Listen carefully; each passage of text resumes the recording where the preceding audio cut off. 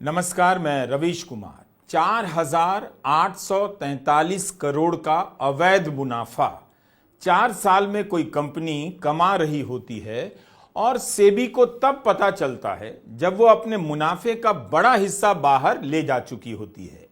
वायदा कारोबार अगर इतना टेक्निकल हो चुका है तो इसमें हर किसी को यानी आम और छोटे निवेशकों को आने की अनुमति क्यों दी जाती है?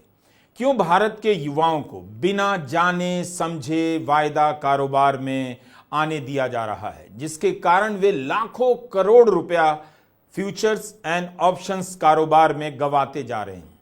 इतना काफी नहीं है कि सेबी ने जेन स्ट्रीट कैपिटल पर बैन लगाकर किसी विदेशी वित्तीय संस्था पर पहली बार इतनी बड़ी कार्रवाई की है। यह कार्रवाई पहले क्यों नहीं की गई? अवैध मुनाफा का मतलब है इस कंपनी ने भारत के निवेशकों को ठगा और सरकार को भी। एक विदेशी कंपनी भारत के निवेशकों को चूना लगा रही थी।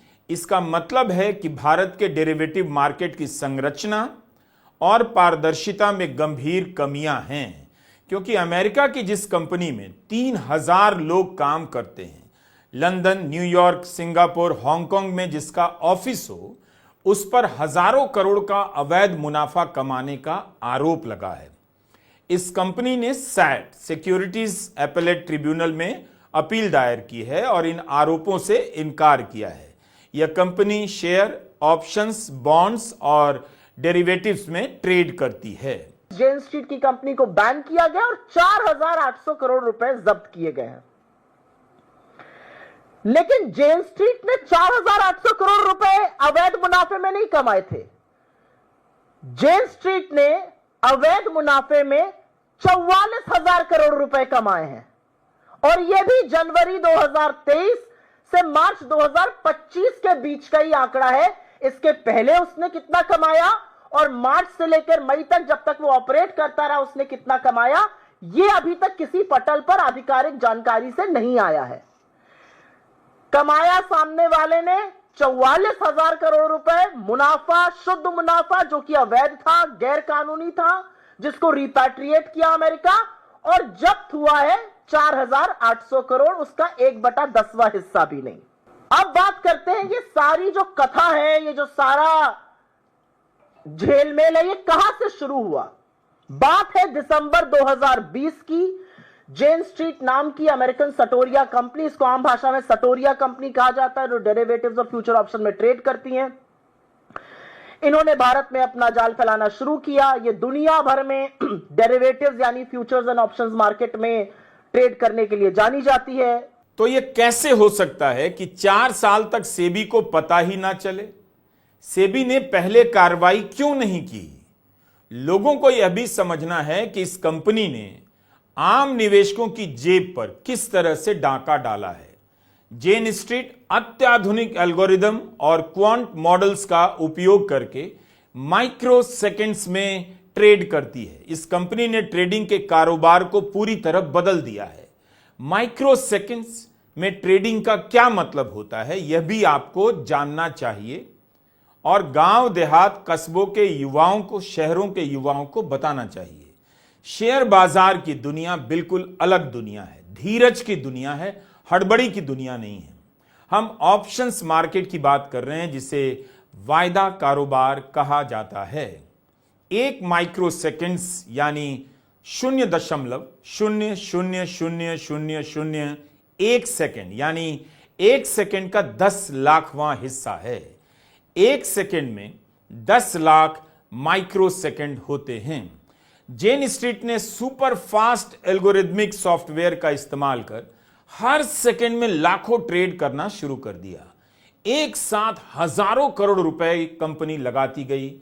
आपको जितनी देर में यही पता चलता है कि मार्केट गिरने वाला है, गिर गया है या चढ़ सकता है, उससे बहुत पहले यह कंपनी भांप चुकी होती है और अपने सॉफ्टवेयर की मदद से खरीद और बेच कर चुकी होती है। जितनी देर में आप खबर पढ़ते हैं, उससे बहुत से कम समय में इसका सॉफ्टवेयर सारा हिसाब लगा लेता है और शेयर बेचने या खरीदने का फैसला कर चुका होता है। मुनाफा कमा चुकी होती है यह कंपनी। एक आम ट्रेडर इतने कम समय में ना तो कभी जान पाएगा, ना हिसाब लगा पाएगा, ना समझ पाएगा। तो जेन स्ट्रीट जिस रफ्तार से पैसा लगाने और बेचने का फैसला करती है, मुमकिन ही नहीं कि वायदा कारोबार में पैसा लगाने वाला आम युवा या व्यापारी इन बातों को माइक्रो सेकंड्स में समझ सके। यह भी एक कारण रहा होगा कि वायदा कारोबार में 91% छोटे निवेशक पैसा गंवा रहे हैं, क्योंकि उनके पास जाहिर है ऐसे सॉफ्टवेयर की सुविधा नहीं होती होगी। आपको लगेगा कि आपने अपनी गलती से पैसा गंवा दिया, लेकिन कई बार ट्रेडर्स आपकी इसी नासमझी का फायदा उठाकर पैसा कमा लेते हैं। सेबी की ही रिपोर्ट है कि वायदा कारोबार में 91% खुदरा निवेशक पैसा गंवा रहे हैं। 4 साल में खुदरा निवेशकों ने 2,86,000 करोड़ रुपए गंवा दिए। इस बड़े से आंकड़े के सामने जेन स्ट्रीट का यह आंकड़ा 4,000 करोड़ से कुछ अधिक का छोटा लग सकता है कि इस कंपनी ने अवैध रूप से 4,843 करोड़ का मुनाफा कमाया है। लेकिन यह सवाल जेन स्ट्रीट के कारण ही बड़ा हो रहा है और 91% खुदरा निवेशकों के लाखों करोड़ रुपए गंवा देने के कारण भी गंभीर हो गया है। इसलिए इस पर बात जरूरी है कि भारत के शेयर बाजार में नए नए कदम रखने वाले निवेशकों की रक्षा के लिए क्या सिस्टम है। क्यों किसी मार्केट में हर किसी को आना ही चाहिए और उसी को आना चाहिए जिसे कोई जानकारी नहीं, कोई अनुभव नहीं। उनकी समझ में, युवाओं की समझ में थोड़ी कमी हो सकती है, लेकिन कंपनियां काफी शातिर होती हैं। इसी का फायदा उठाकर लाखों युवाओं की जेब काट ले जा रही हैं और पैसा बाहर ले जाती हैं। इससे शर्मनाक क्या हो सकता है। कमजोर सिस्टम होने का मतलब है मार्केट के इन चालाक खिलाड़ियों को लूटने का अपार मौका मिल जाता है। जेन स्ट्रीट भारत में निफ्टी और बैंक निफ्टी ऑप्शन में ट्रेड कर रहा था। अब यहां से समझने के लिए कुछ चीजों के बारे में जानना बहुत जरूरी हो जाता है। जैसे एक्सपायरी डे, हर गुरुवार को एक्सपायरी डे होता है। एक्सपायरी डे के दिन ही किसी ऑप्शन या फ्यूचर कॉन्ट्रैक्ट की वैधता खत्म हो जाती है। उसके बाद से उसमें आप सौदा नहीं कर सकते। मान लीजिए आपने 25 जुलाई को एक निफ्टी कॉल ऑप्शन खरीदा है जिसकी एक्सपायरी 1 अगस्त की है। इसका मतलब क्या हुआ, यही कि 1 अगस्त तक आप इस ऑप्शन का उपयोग कर सकते हैं। 1 अगस्त के बाद यह ऑप्शन एक्सपायर हो जाएगा, यानी उसका कोई मूल्य नहीं रहेगा। उसी दिन उसकी कीमत तय हो जाएगी और निपटाना होगा। जेन स्ट्रीट कंपनी क्या कर रही थी, एक्सपायरी डे के आखिरी 30 मिनट में बड़ी मात्रा में ऑप्शंस खरीद रही थी और बेच रही थी। सबसे पहले बड़ी संख्या में कॉल ऑप्शन खरीद लेती थी जिससे मार्केट ऊपर जाने लगता था, फिर उसे बेचने लग जाती थी जिससे अचानक मार्केट में बड़े स्तर पर बिकवाली हो जाती थी और मार्केट गिर जाता था। इसे कॉल ऑप्शन कहते हैं जो बेकार हो जाता था और पुट ऑप्शन मुनाफे में चला जाता था। इस तरह जेन स्ट्रीट दोनों ओर की चालों का फायदा उठाती रही। जब बाजार ऊपर गया तब भी मुनाफा, जब बाजार नीचे आया तब भी मुनाफा। लेकिन आम निवेशक का पैसा बाजार के नीचे आने से डूब जाता था। एक बात और है, हम इस विषय के बिल्कुल जानकार नहीं हैं। मेरी जानकारी में कुछ कमियां हो सकती हैं, लेकिन इसी मकसद से तमाम लेखों को पढ़कर यह वीडियो बनाया है। कुछ मैं भी समझूं और हिंदी प्रदेश के लाखों युवा भी इसके खतरे को समझें।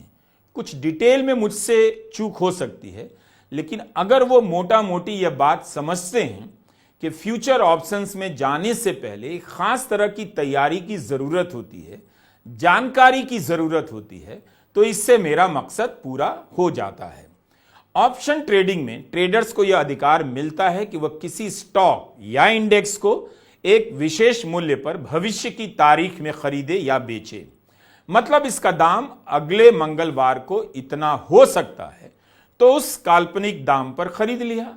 कई लोगों ने खरीदा तो बाजार में भगदड़ मची, चलो हम भी खरीदते हैं, फिर सब लोग खरीदने लग जाते। इसी तरह पुट ऑप्शंस के साथ भी होता है, भविष्य में बेचने का अधिकार दिया जाता है। आपने देखा होगा एक्सपर्ट अक्सर चेतावनी देते रहते हैं के उथल पुथल वाले बाजार से, वोलेटाइल मार्केट से दूर रहें। लेकिन वायदा कारोबार में किसी चीज की कीमत उथल पुथल से ही तय होती है।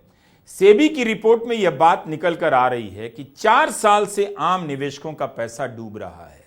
2021 में डूबा, 2022 में डूबा, 2023 में डूबा और 2024 में भी इंडिविजुअल ट्रेडर्स को कुल मिलाकर 2,86,000 करोड़ का नुकसान हो गया।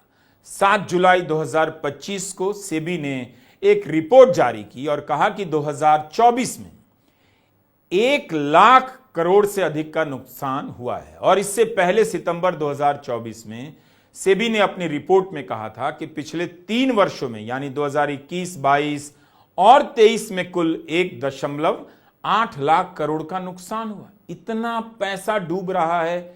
4 साल में कुल मिलाकर 2,86,000 करोड़ पैसा डूबा है, रुपया डूबा है।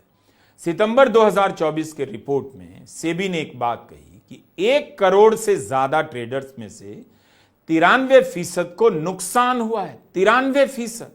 हर ट्रेडर ने औसतन 2 लाख रुपए का नुकसान उठाया है। इसमें ट्रांजैक्शन कॉस्ट भी शामिल है।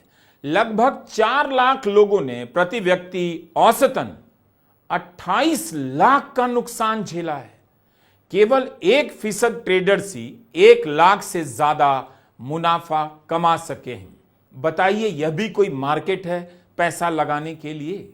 ये सब सार्वजनिक रूप से हो रहा है। सटोरिया पैसा कमा रहा है, हमारे लोगों को चूना लगा रहा है, बड़ा पैसा अमेरिका रिपैट्रिएट कर रहा है, अमेरिकन कोर्ट को बता रहा है कि हां हमने अनियमितताओं के चलते 1 बिलियन कमाया, तो उसके बाद बता रहा है 2.3 बिलियन डॉलर कमाया। हमारे सेबी की कान पे जू नहीं रेंग रही है। सेबी कोई एक्शन, कोई हरकत नहीं करता है। 2023 में यह मामला सामने आया, 2024 तक सेबी हरकत नहीं करता है, जबकि यह बार बार कोर्ट में जेन स्ट्रीट किसी और मामले में इस बात की को उजागर कर रहा था। और उसके बाद फरवरी 2025 में एक मीठी सी चेतावनी, बहुत ही मीठी सी कॉशनरी लेटर एक इशू किया जाता है जेन स्ट्रीट को सेबी की ओर से, और सावधानी पत्र इसको कॉशनरी लेटर कहते हैं। और उसमें संदिग्ध ट्रेडिंग पैटर्न पर चेतावनी दी गई। यह फरवरी में हुआ था। मई तक यह फर्म ट्रेड कर रहा था और जुलाई आ गया इसको बैन करते हुए। 5 महीने सेबी को लग गए उस मार्केट में बैन करने के लिए जहां डेरिवेटिव का काम मिली सेकेंड्स में होता है। जो डेरिवेटिव मार्केट सेकेंड दर सेकेंड मूव करता है, जिसके चलते हजारों लाखों करोड़ रुपए स्वाहा हो रहे थे, उस मार्केट के लिए 4.5 साल सेबी को लग गए जगने के लिए, जबकि तथ्य और आंकड़े सब सामने थे। और एक बात यह भी सच है कि 2024 में तमाम मार्केट विशेषज्ञों ने सेबी को लिखकर इसके बारे में आगाह किया था। और अब सेबी दुनिया में कहता फिर रहा है, और सेबी के साथ साथ हमारी फेक न्यूज की फैक्ट्री भारतीय जनता पार्टी, जब राहुल जी ने कहा कि मैंने इसके बारे में आगाह किया था, अरे सेबी ने एक्शन तो लिया, लाखों करोड़ रुपए लोगों के स्वाहा हो रहे हैं, 4.5 साल बाद आपकी नींद खुल रही है, 44,000 करोड़ का प्रॉफिट हुआ है, 4800 करोड़ जब्त करके आप खुशी मना रहे हैं। चिड़िया चुग गई खेत और ये खुशी मना रहे हैं कि हमने जी 4800 रुपए रोक लिए। लेकिन पैसा कौन कमा रहा है? वही जिसके पास सॉफ्टवेयर है, जिसके पास तकनीकी क्षमता है, बुद्धि है, अनुभव है, जिसके पास ये सब कुछ जान लेने का तरीका है। कल क्या हो सकता है, परसों क्या होने वाला है। आम निवेशक के पास यह सब जानने का तरीका नहीं होता। उसे पता नहीं कि ऐसी जानकारियां कहां से मिलती हैं और इनका इस्तेमाल कैसे किया जाता है। आपका पैसा भले डूब रहा है, याद रखिए प्रोप्राइटरी ट्रेडर्स ने इसी मार्केट में 33,000 करोड़ रुपए का मुनाफा कमाया है। लाखों लोग अपनी पूंजी डुबो रहे हैं, चंद लोग करोड़ों अरबों की पूंजी बटोर रहे हैं। सेबी की ही रिपोर्ट के अनुसार 2023 में एफपीआई यानी विदेशी निवेशकों को 28,000 करोड़ का मुनाफा हुआ। इसके मुकाबले व्यक्तिगत और अन्य ट्रेडर्स को 61,000 करोड़ से ज्यादा का घाटा हुआ। वित्त वर्ष 2024 में एक औसत ट्रेडर ने 26,000 ट्रांजैक्शन फीस में खर्च कर दिए हैं। जेन स्ट्रीट के मामले को लेकर राहुल गांधी ने पूछा है कि सेबी इतने समय तक क्यों चुप रही। मोदी सरकार किसके इशारे पर आंखें मूंदे बैठी रही। यही नहीं, अब भी कितने बड़े शार्क रिटेल निवेशकों को चूना लगा रहे हैं। हर मामले में साफ साफ दिख रहा है मोदी सरकार अमीरों को और अमीर बना रही है और आम निवेशकों को बर्बादी की ओर धकेल रही है। सेबी की रिपोर्ट कहती है कि जल्दी पैसा कमाने के चक्कर में बहुत से युवा इस तरह की ट्रेडिंग में आ रहे हैं, लेकिन पैसा कोई और बना रहा है। तो आप क्यों आने दे रहे हैं? रोकिए, उन्हें सतर्क कीजिए, जागरूक कीजिए। आप ये जानकर हैरान हो जाएंगे कि जहां ट्रेडिंग कंपनियां माइक्रो सेकंड्स में फैसला लेने की तकनीक से इस मार्केट में पैसा लगा रही हैं, मुनाफा कमा रही हैं, वहीं आम निवेशक के पास क्या होता है? सुनी सुनाई बातें, दूसरे का पैसा दिखता है और दूसरे के जैसा बन जाने की हड़बड़ाहट नजर आती है।